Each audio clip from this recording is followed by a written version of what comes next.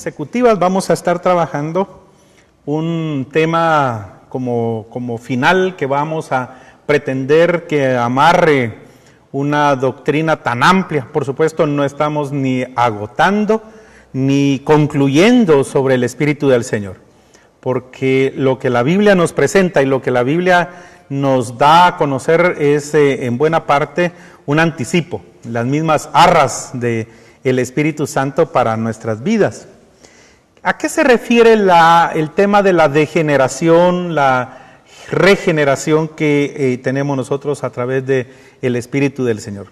Yo quisiera traer a su mente 3 palabras fundamentales que hemos trabajado nosotros en la teología bíblica del Antiguo Testamento, por ejemplo. En la teología bíblica de Pablo, por ejemplo, o en la teología antropológica, en la sistemática, en donde hemos dicho y hemos jugado con 3 palabras muy importantes para comprender todo el proceso de la caída, de la creación de la caída, pero también de la restauración del Señor. En primer lugar, debemos de reconocer, por ejemplo, el proceso de la generación. Somos de la generación de Dios, fuimos creados a imagen y semejanza del Señor, ¿verdad?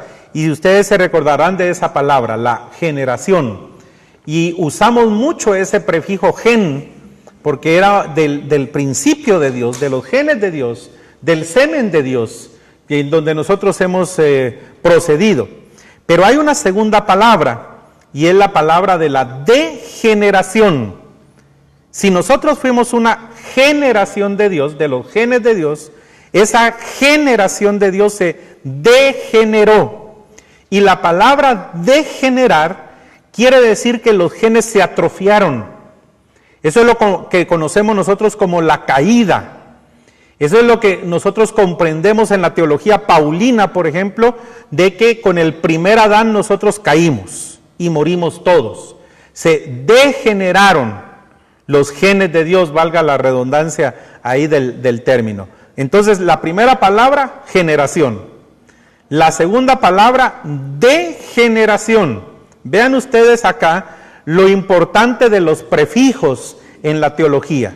Y número 3, entonces ahora, y es lo que vamos a ver como obra también del Espíritu Santo, la regeneración.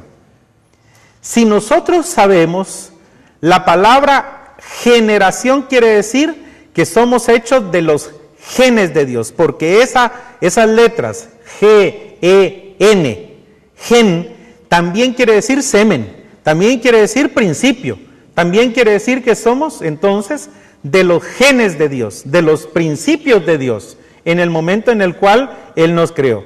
Pero en la segunda palabra nosotros hemos estado hablando y decimos una degeneración. Eso quiere decir que los genes se atrofian, y en este sentido con Adán se atrofiaron. Sin embargo, hay una tercera palabra aquí muy ilustrativa también, muy interesante. Ahora entonces, la regeneración quiere decir que los genes de Dios han sido restaurados por parte de nuestro Señor Jesucristo. Entonces, somos creados por Dios y somos la generación de Dios. Caemos en Adán y somos la degeneración, degeneramos en la caída con Adán. Pero en el postrer Adán de Romanos capítulo 5, nosotros somos restaurados, somos regenerados. Y ahora vamos a ver qué implica la regeneración y el bautismo del Espíritu Santo. Empezamos en este punto y los siguientes acerca del estudio de la obra del Espíritu Santo en un corazón que cede a la convicción de pecado y acepta al Salvador. Vea usted los 2 puntitos aquí. Aquí hay un corazón iluminado. Aquí hay un corazón contrito y humillado. Aquí hay un corazón que cede. ¿En base a qué cede? A la convicción de pecado que el Espíritu Santo hace y provoca en nosotros. Hermano y hermana, la función primaria del Espíritu Santo en nosotros es convencernos de pecado. Eso lo dice la psicología moderna, eso lo dicen las ciencias afines. El primer paso para superar un error, un pecado, un vicio, una maldad, es reconociendo que ese es mi problema. Le voy a poner este ejemplo. Nosotros aquí en América Latina muy pocas veces, por ejemplo, mandamos una ofrenda especial a la asociación allá afuera que se llama Alcohólicos Anónimos. Muy pocas veces. En los Estados Unidos no. Ahí muchas veces parte del presupuesto de algunas iglesias o de muchas iglesias es para apoyar a Alcohólicos Anónimos que tienen en el mismo condado. Ellos se encargan de hacer un trabajo que a veces para los pastores es complicado. Recuérdense ustedes que muchas veces la iglesia ha fracasado en restaurar a alcohólicos por la falta de conocimiento. A veces lo único que ha hecho las personas es querer orar por el alcohólico y con eso él va a resolver el problema. No, hay algo más. Hay un proceso de terapia, no solo de desintoxicación, sino de terapia. Muy bien. Pero el primer paso para que una persona sea un alcohólico anónimo, ¿cuál es? Reconocer que es un alcohólico. Esa es la primera regla. Reconocer que él es un alcohólico. ¿Verdad? Reconocer que él es un alcohólico. Y entonces ya comienza él a decir, sí, ¿verdad? Soy un alcohólico y entonces yo ya sé qué es lo que me hace daño. El problema con los alcohólicos es, no, yo domino eso. Ay, ¿cómo me va a dominar a mí el alcohol, verdad? Y entonces caen y caen y caen y caen hasta que sucumben. ¿Verdad? Entonces el problema es, el primer punto es no reconocer el pecado, no reconocer el mal.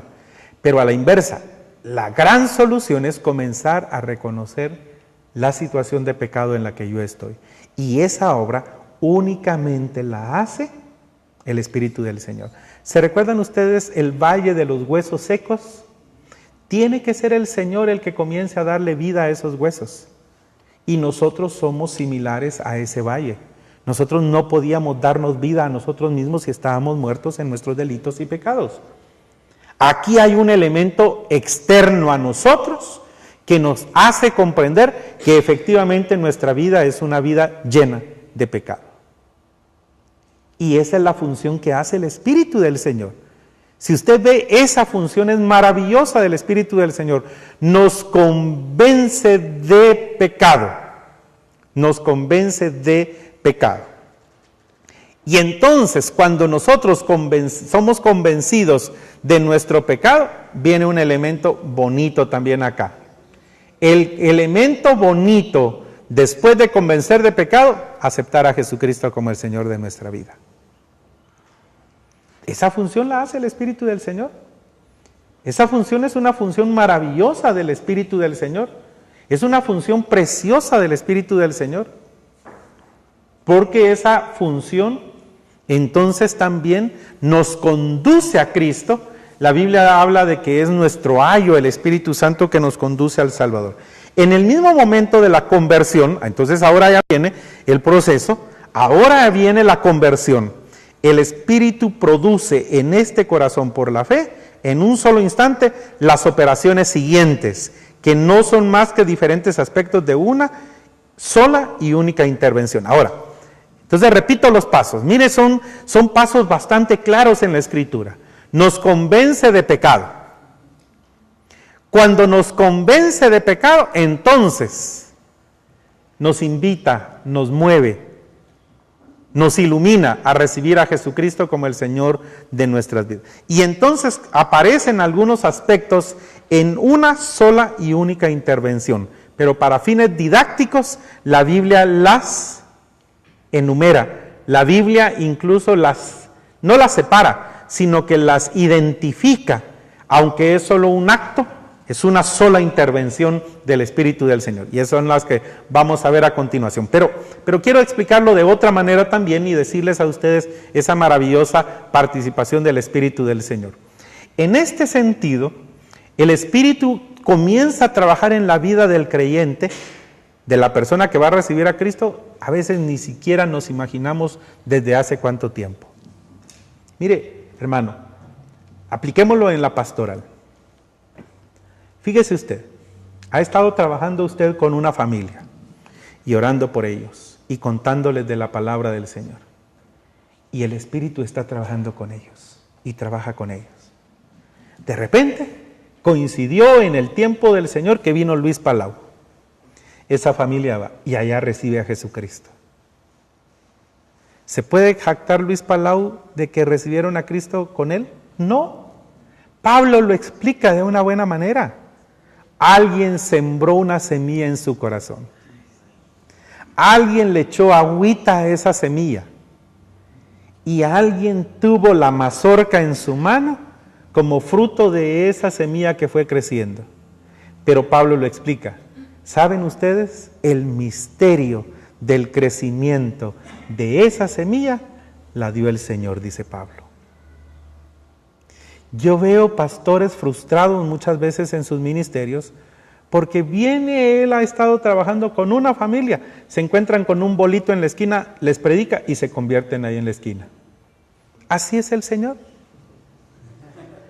Así es el Señor. Yo les he dicho a ustedes que aquel himnólogo guatemalteco, chiquimulteco, un hermano que hacía himnos preciosos, de ahí él nació en Chiquimula, aquel que hizo un himno precioso que se llama Largos años vagué por la senda del mal. Él, bolito, borracho, evangelizaba y varias personas recibieron a Cristo con él. Ese es un misterio. Pero es el Espíritu de Dios el que ha estado trabajando en la vida de esas personas, para que entonces esas personas en su momento puedan ser convencidas de pecado y recibir a Jesucristo en sus vidas. Y entonces ahora viene esos aspectos en una sola y única intervención. Primero, regenera al creyente. Regenera al creyente. Ya entonces vemos nosotros.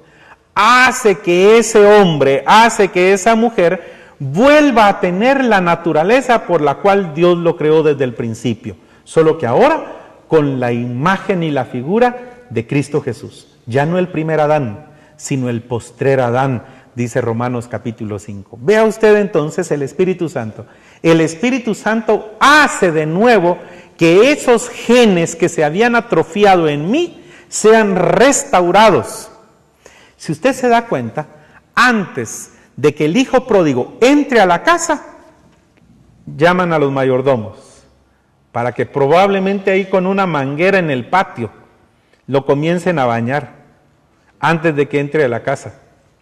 Si usted se da cuenta, antes de ciertos aspectos, el Espíritu Santo regenera a la persona que recibe a Cristo como el Señor de su vida. Tenga paciencia. El Espíritu Santo tiene su plan en cada una de las personas. Tenga paciencia. ¿Por qué nos apresuramos con que una persona que ha sido un maldiciente toda su vida, 10, 20, 30, 50 años, de la noche a la mañana, deje de ser un maldiciente? Deje que el Espíritu Santo haga la obra en él. Vea usted con las personas que son impuntuales. ¿Se puede hacer de la noche a la mañana? No, se va haciendo de a poquito. Vea usted con las personas que son alcohólicas. Se va haciendo de la noche a la mañana. Muchas veces se da de a poco y tienen caídas cuando ya habían estado 6 meses sin tomar. Duele el corazón. Eso no quiere decir que el Espíritu, por supuesto, si es un verdadero cristiano, no quiere decir que el Espíritu Santo fracasó en su intento. Es que está haciendo una regeneración en la vida del creyente. O dígame, hermano, así honestamente, ¿no acaso nosotros mismos todavía estamos siendo regenerados por el Espíritu del Señor?